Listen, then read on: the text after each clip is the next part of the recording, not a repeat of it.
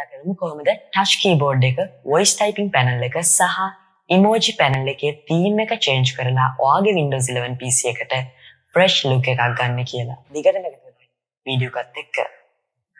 මුලින්ම settings open කරගෙන personalization උඩ click කරන්න.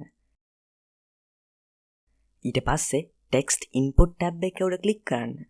මෙතනින් තමයි ඔයාලට හම්බ වෙන්නේ touch keyboard, voice typing සහ emoji panel එකේ settings.